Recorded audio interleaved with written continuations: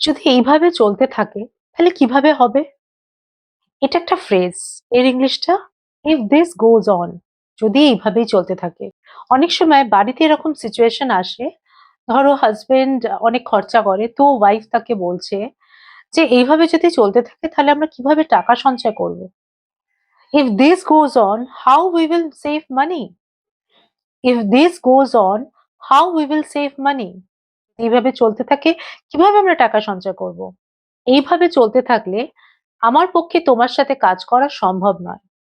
So if this goes on, এইভাবে চলতে থাকলে, if this goes on, it is impossible for me to walk with you.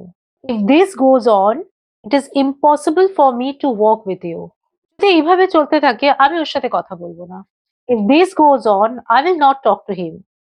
If this goes on, I will not talk to him. যদি এইভাবে চলতে থাকে তাহলে ও আর এখানে আসবে না। যদি এইভাবে চলতে থাকে তাহলে ও আর এখানে আসবে না।